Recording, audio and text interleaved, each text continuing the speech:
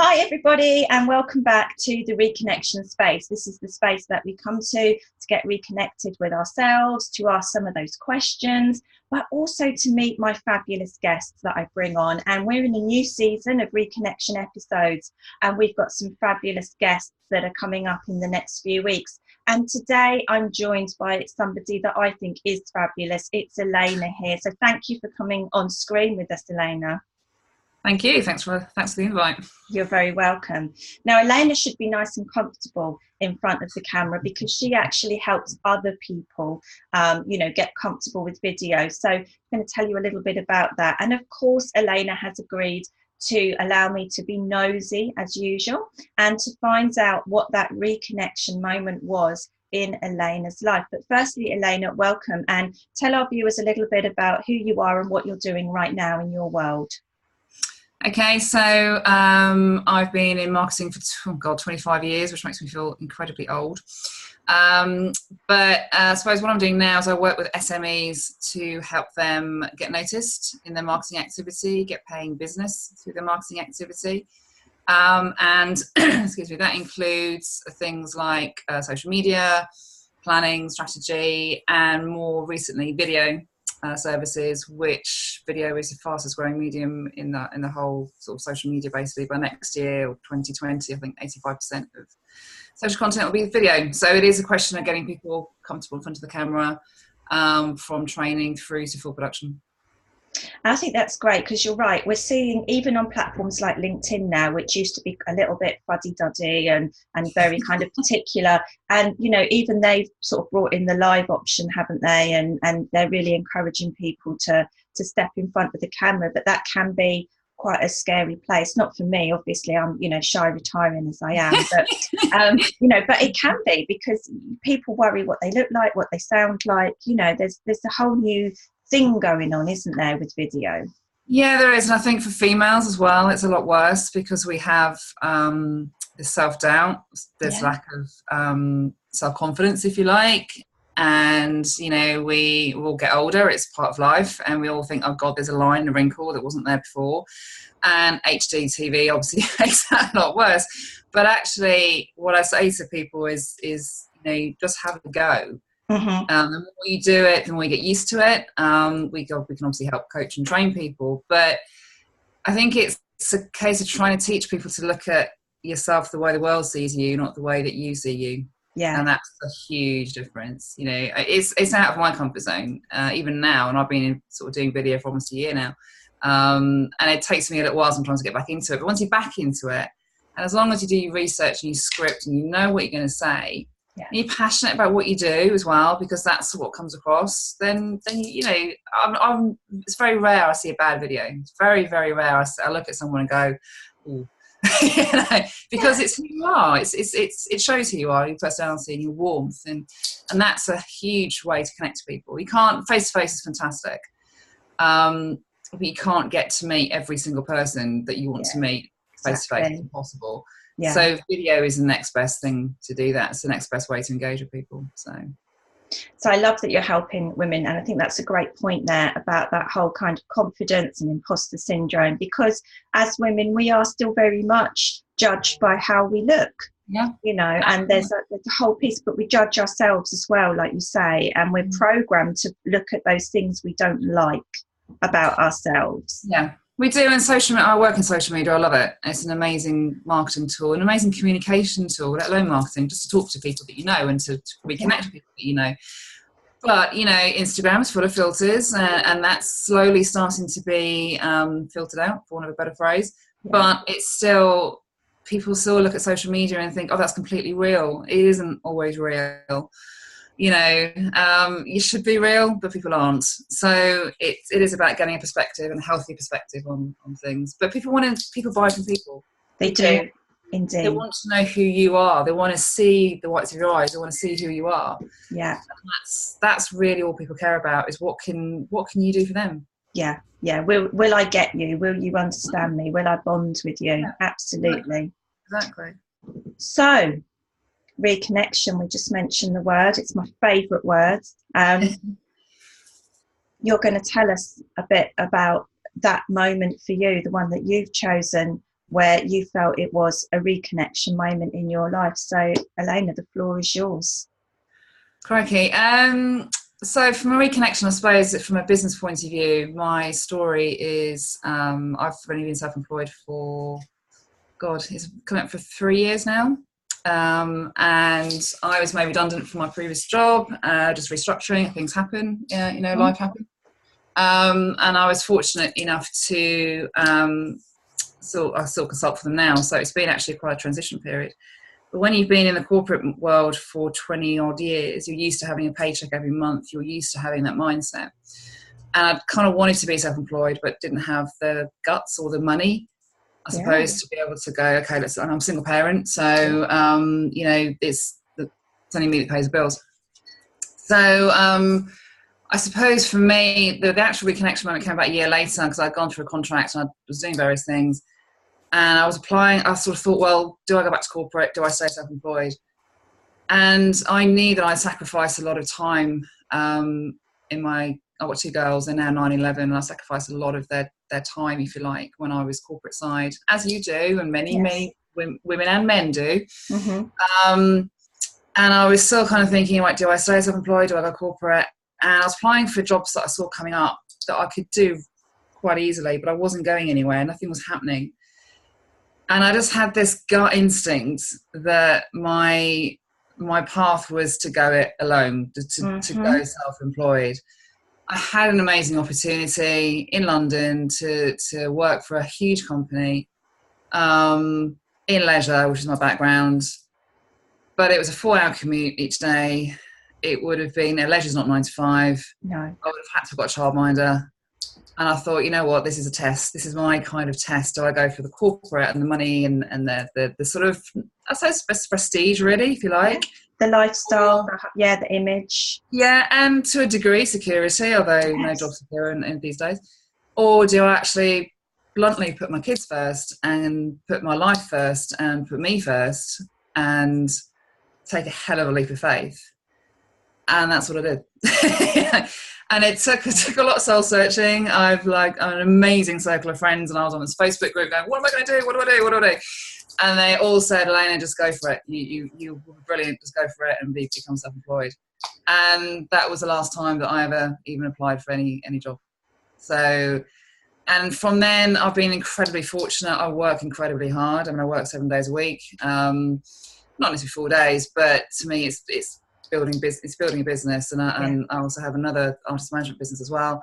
I'm building both of those, but the flexibility is fantastic, and you feel like you're building something for you, and I feel like I'm helping people, and the variety is fantastic. Yeah. So although self-employment is very, very different to the corporate world, in the corporate world you might be selling, you might be pitching for business, you get paid at the end of the month regardless, really. Whereas when you're self-employed, you're pitching and you're building a pipeline, hoping you're going to get paid at the end of the month. Yeah. And it's just this different mindset. But, I speak to some clients sometimes and you chat to people, and sometimes you think, you know what, if everyone was self-employed, everyone would work really, really hard. Because you have to. I don't have help from anyone else. If I don't earn the money, we don't eat. The mortgage doesn't get paid. So, but it's the growth that I've had, not just in terms of learning new things business-wise, but the self-development, self-growth. I mean, I used to stand up and do pitches and presentations in corporate life. It was quite standard. But even the first time you walk into a networking meeting, complete strangers, you have no idea who anyone is. And I'm confident and I'm used to standing up on my backgrounds and events, but it's still nerve-wracking. It's still... you still think, oh God, I just want to be back in my house. But that's different, isn't it? Because when you're in, and I totally empathise, because I was in that corporate world, and had all of that went along with it. Still miss it sometimes, as you do. But when you are standing representing someone else's business, it is a job, it is a role that you put on. When you go into those networking rooms, or you go in to do that first pitch to a business where you're talking and this is you that you want them to buy, it's not someone else's values, it's not someone else's image. They're deciding, are you good enough? Am I going to be putting that out there, and that is a whole new world. And I distinctly remember that. I say very confident, you know, I don't mind speaking to people at all, but my first networking was sitting at the back hoping nobody spoke to me, not even really understanding what the point of this networking thing was, but please God, nobody actually come and talk to me. And you know, because you're putting yourself, your vulnerability, isn't it? You're vulnerable. It is. It's about you. You know, you are really selling yourself. And as you say, you're not just selling the company you represent, you're selling you. Yes. And it's very personal. And especially when a lot of people change, you know, come from the corporate world, go into self-employment, they might change careers quite drastically. But they are really speaking from the heart. But that's actually what connects people. I mean, one of my business partners, he's a musician. And he gets on video and he talks, I mean, like you do, you know, you talk really easily on video, and he's great, but he talks from here, he talks from the heart. And that's what people connect with. You know, I often talk about personal brand. And actually that's about getting you out there. It's about pushing who you are. Because we go back to what we said before, people buy people. But networking, you get used to it. And actually people often say, oh, I'm still nervous now. I still stand up and I still do my pitch. I'm still really nervous. And I say, you don't look it. You don't come across as nervous. And I go, really? Oh, no, you don't. And actually, if you're not nervous, well, do you not so much do you not care?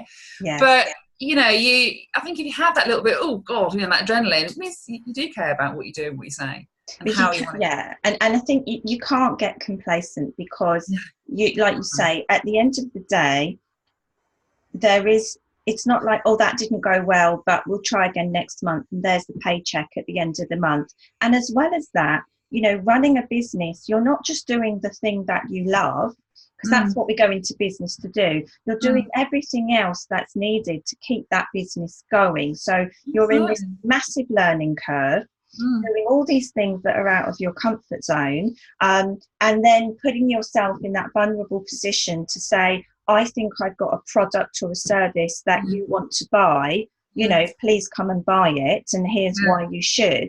And it's such a big leap from that corporate bubble. And I just remember distinctly thinking, I knew I worked really hard in my corporate world, but it is really nothing in comparison to when you're in that self-employed hat. You know, it is a whole different ball game.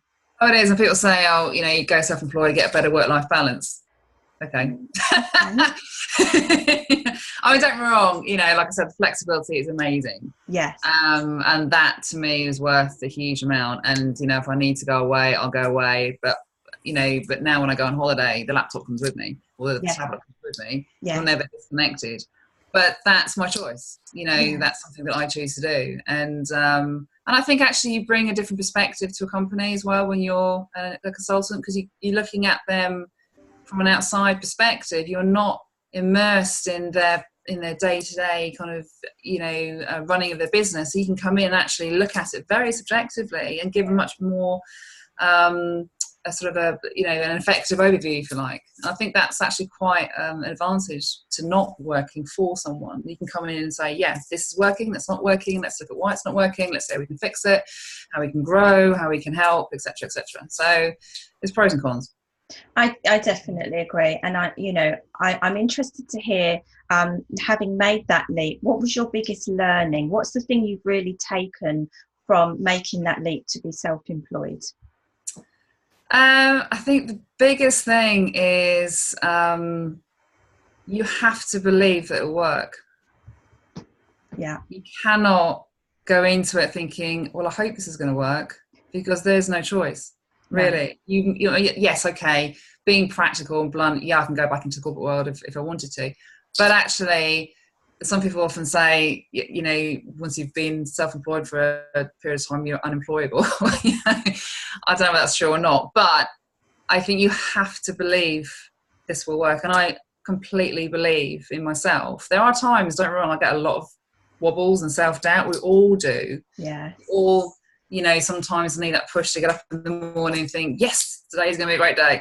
Mm-hmm. And you're always going to have, you know, bad days and good days. But you have to have that gut instinct that, yeah, this is right. And I think I got to that point where when I was applying for jobs, applying for roles, it was just it's like the universe or something was saying to me, stop, don't even bother, you're not going to get anywhere.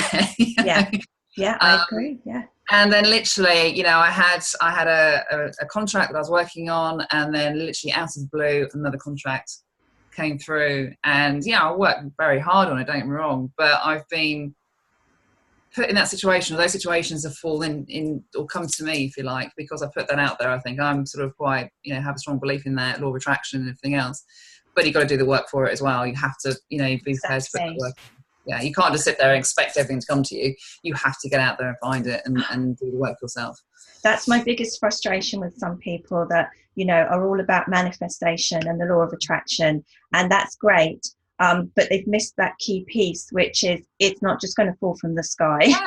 No, it's not. You put that energy out, you decide that it's going to work, and so it changes your behavior. So I would say, you know, you were applying for those roles, but there was something about your application where they could tell your heart wasn't in it. You know, you would be, because actually your heart was set on being your own boss. And going down that path, and it, you know, that's the impact on the behavior that causes the outcome to be different. Not sitting there going, oh, it'll all be great, why haven't I got more money, and you know, all of that kind of stuff. It's hard graft. So. It is, but you know, when you get opposite, I think you get so many opportunities when you're self-employed to be able to do different things. Yes. You know, I mean, I think even in the last 12 months we've started video. I've taken on, you know, co-direction of an artist management company, working with a guy I've known 25 years. He's like my brother.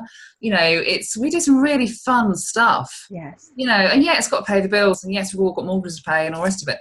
But I wouldn't have had that if I was corporate, just working for one company, one industry. And I work across the board, across all industries, all market segments. So, you know, the skill sets are transferable, but I get to hear about some amazing people. You know, I think it makes you braver. So I remember sitting in that corporate world and making that leap. Am I going to leave? And just making that one decision was so big, you know. And now you're in that mindset of things come, things go. I'll do this month, and I'll do something different next month, and there's a different opportunity.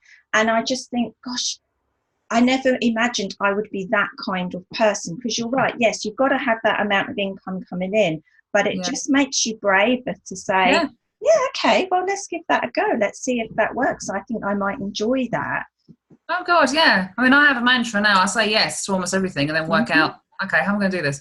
You know, I don't say yes to something I can't do, of course, but if it's something I know I can do and I want to do, and I feel that I can help that person and provide a service to that person, quite often I go, yeah, I can do it, and then go, right, how on earth am I going to move this? And I've got a great team that I work with, and I sort of move things around, and you know, and I do also believe you can't do everything yourself. You have to accept that. You know, we all think we're Wonder Women, and we are, of course, because we're women in business, but you have to have support. You have to have help. And I'm building an amazing team who, you know, I'm on video and I help sell video services, but I don't edit. You know, I don't do all that side of it. I'm not a musician. I'm not, you know, there's things you can't do yourself. Yes. So you have to bring in that support. Yeah, definitely. Absolutely. And you've got to pay for it too. You know, it's two ways. So I think that's incredibly important lesson to learn as well, that you can't do everything yourself. You think you can, but you can't. So how can people get in touch with you? What's the best way for them to find out, Elena, about? If they're on Facebook, then I have a Facebook page, Inspired Marketing and Media, and I've also got a free group as well. So you can, it's a pinned post at the top of the page, and that has tips and techniques and just different ideas, and sort of trying to build a community, which we just started. I have a website which is in development at the moment, but it is there, inspiredmarketingmedia.co.uk. My telephone number's on there as well, so quite easy to get hold of. And if you Google me, Elena Kale, then I come up on loads of different Google pages because of my past. So. Oh, we're all corporate past. I have to. Elena. So thank you so much for sharing that story. I know that's going to inspire lots of people. We have lots of people who are viewers that are in business or considering going into business. Just can really empathise with that sort of shift and that change of mindset that you had. So thank you for sharing those moments. My last question, as always, to my guests is, what does reconnection mean to you? I'm probably going to say it in way too many words, but my why has always been my kids.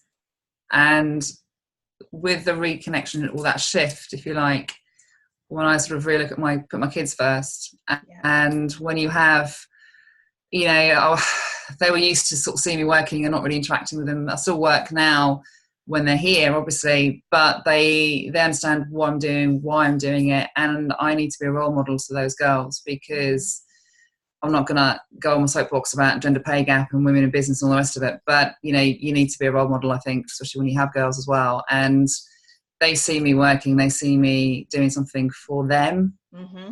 That's also for myself. So I suppose really it's that that feeling of sort of self-achievement and self-worth, which has grown massively, and that's what I want to instill in them, that actually they can do what they really set their mind to do, and if they can believe in themselves, they can fly as well. So fabulous, thank you. I think that's a wonderful message for us to leave our viewers on. So if you're watching this on any social media platforms, you'll see below that we've got Elena's links there, so click on there, go and be nosy, definitely Google her, because that's what I want to go and do.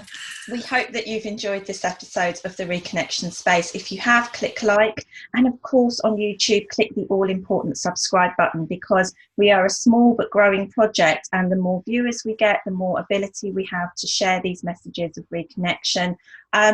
And if you have a story that you think others would like to hear, then drop myself or Jenny a note, because we're always looking for new guests. And make sure you get notifications, because we have got people who are coming in now from all over the world. So we're very excited now to expand our guests. And once again, Elena, thank you so much for being here with us. Thank you. Thanks, Ali. All right, take care. We wish you a mindful week. Take care. Bye-bye.